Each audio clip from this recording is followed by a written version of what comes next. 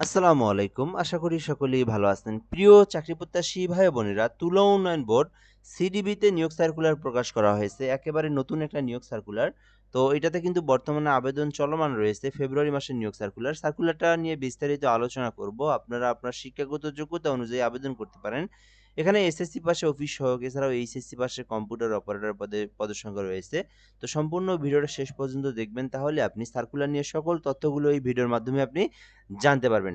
তো শেষ পর্যন্ত দেখার জন্য অনুরোধ করা হইলো। আর আমাদের চ্যানেলে যারা নতুন আছেন বা নতুন দেখতেছেন, অবশ্যই চ্যানেলটিতে সাবস্ক্রাইব করে রাখবেন। বাংলাদেশের সকল সরকারি নিয়োগ সার্কুলারগুলো আমাদের এই চ্যানেলে আপলোড দেওয়া হয়। অবশ্যই সাবস্ক্রাইব করে আমাদের সঙ্গে যুক্ত থাকবেন।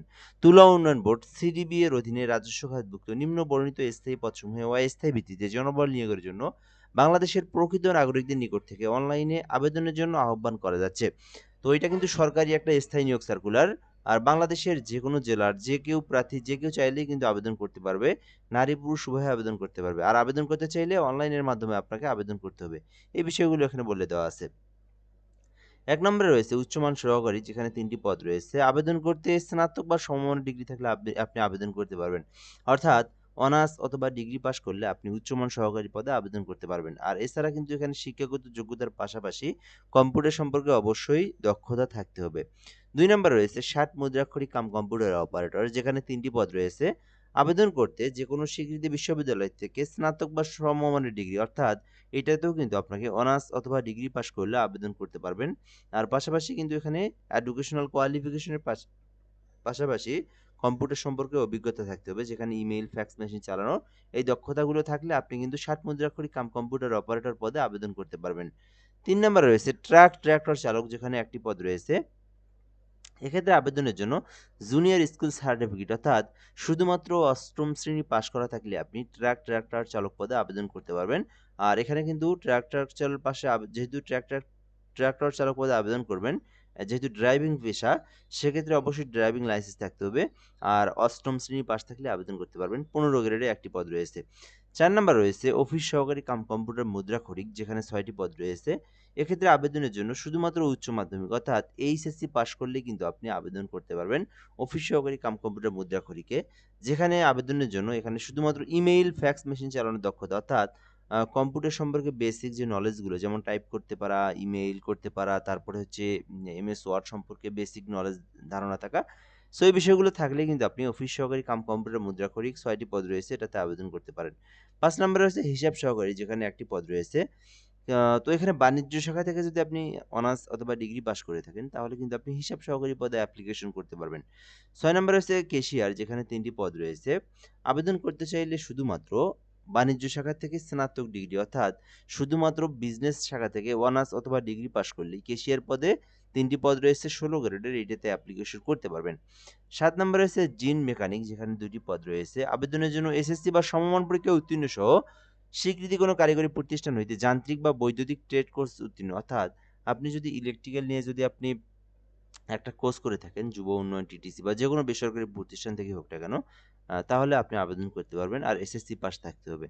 ৮ নম্বরে রয়েছে স্টোর কিপার, যেখানে ১ টি পদ রয়েছে। বাণিজ্য শাখা থেকে যদি আপনি অনার্স অথবা ডিগ্রি পাস করে থাকেন, তাহলে কিন্তু আপনি স্টোর কিপার পদে অ্যাপ্লিকেশন করতে পারবেন। আর পাশাপাশি এখানে কম্পিউটার সম্পর্কে তো অবশ্যই দক্ষতা থাকতেই হবে। ৯ নম্বরে রয়েছে জিপ পিকআপ চালক, যেখানে ১ টি পদ রয়েছে। তো এক্ষেত্রে আবেদনের জন্য এখানে বলা আছে যে জুনিয়র স্কুল সার্টিফিকেট, অর্থাৎ অষ্টম শ্রেণী পাস থাকলে আপনি আবেদন করতে পারবেন। আর এখানে অবশ্যই আ ড্রাইভিং লাইসেন্স থাকতে হবে। ১০ নম্বরে রয়েছে অফিস সহায়ক, যেখানে ১৩ টি পদ রয়েছে। মাধ্যমিক স্কুল সার্টিফিকেট, অর্থাৎ শুধুমাত্র এসএসসি পাস করা থাকলে কিন্তু আপনি অফিস সহায়ক পদে অ্যাপ্লিকেশন করতে পারবেন, যেখানে ১৩ টি পদ রয়েছে। তো যারা এসএসসি পাশে সরকারি চাকরির আবেদন করে থাকেন, অফিস সহায়ক পদে অ্যাপ্লিকেশন করতে পারবেন। সো এখানে আপনি আপনার শিক্ষাগত যোগ্যতা অনুযায়ী যে পদে ইচ্ছা সেই পদে কিন্তু আপনি অ্যাপ্লিকেশনটা করতে পারবেন। ওকে? এরপর আমরা এখান থেকে দেখব আবেদনের জন্য কিছু বিষয় জানতে হবে। যেটা হচ্ছে বয়সটা ১৮ হতে ৩২ বছরের মধ্যে কিন্তু আপনার আবেদনটা থাকতে হবে। আর সিডিবিতে আবেদন করতে cdbteletalk.com এইটা লিখে আপনাকে সার্চ করতে হবে। গুগলে অথবা ক্রোম ব্রাউজারে লিখে সার্চ করবেন, তাহলে আবেদনের যে ফর্মটা ওইটা আপনি পেয়ে যাবেন। ওখান থেকে আপনি সকল তথ্যগুলো পূরণ করে আপনি আবেদনটা করবেন। ঠিক আছে? আর এই আবেদনটা কিন্তু আ এই মাসে, অর্থাৎ ফেব্রুয়ারি মাসের ২৬ তারিখ পর্যন্ত চলমান থাকবে। ২৬/২/২০২৬, অর্থাৎ 26 তারিখ বিকাল 5 ঘটিকা পর্যন্ত এর মধ্যে আপনারা আবেদনটা করতে হবে বা আবেদনটা করতে পারবেন। আবার আপনি চাইলে আমার মাধ্যমে আবেদন করে নিতে পারেন। এই নাম্বারে যোগাযোগ করলে বাংলাদেশের সরকারি যেকোনো সার্কুলার হোক না কেন, আপনি যেকোনো সরকারি চাকরির আবেদন ঘরে বসে থেকে একদম নির্ভুলভাবে আপনি আমার মাধ্যমে করে নিতে পারবেন। তো যারা আমার থেকে করে নেন তারা বললেই হবে, তাদের তো সকল ইনফরমেশন আছেই। আর যারা নতুন আবেদন করবেন একটা ফর্ম দেবো, আপনি তথ্যগুলো পূরণ করে দিবেন, আমি আপনাকে আবেদন করে সঙ্গে অ্যাপ্লিকেশন কপি যেটা পাঠায় দেবো। আচ্ছা, এরপরে দেখবো এখান থেকে আবেদনের ফি কত টাকা দিতে হবে। তো আপনারা জানেন সরকারি চাকরির গ্রেড অনুযায়ী ফি জমা দিতে হয়। তো 1 থেকে 9 নাম্বার কর্মীকের মধ্যে আবেদন করতে চাইলে ১১২ টাকা, আর যদি 10 নাম্বার পদ যেটা আছে অফিস সহকারীতে আবেদন করলে ৫৬ টাকা ফি জমা দিয়ে অ্যাপ্লিকেশনটা করতে হবে। আচ্ছা, এরপর আমরা দেখব আবেদনের পর ফি কিভাবে আপনি পেমেন্ট করবেন। তো আপনারা টেলিটক সিমে রিচার্জ করার পরে ফার্স্ট এসএমএস এ লিখবেন সিডিবি, লিখে স্পেস দিয়ে ইউজার ডিটেইল লিখবেন এখানে, লিখে আপনারা 16342 নাম্বার সেন্ড করে দিবেন। তো দিলে একটা এসএমএস দিবে, আবার আপনারা একটা এসএমএস লিখবেন সিডিবি, লিখে ইয়েস দিবেন, দেওয়ার পরে পিন নাম্বার দিবেন, দিয়ে এই পিন নাম্বারটা এখানে দিয়ে 16342 নাম্বারে সেন্ড করে দিবেন। তাহলে আপনার আবেদনের পেমেন্টটা হয়ে যাবে। এরকম একটা এসএমএস দিবে আপনাকে, দেন আপনার অ্যাপ্লিকেশনটা সাকসেসফুলি হয়ে যাবে।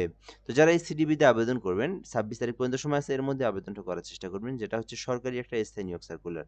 সো এ পর্যন্ত ভিডিওটা। ধন্যবাদ, ভালো থাকবেন, আসসালামু আলাইকুম।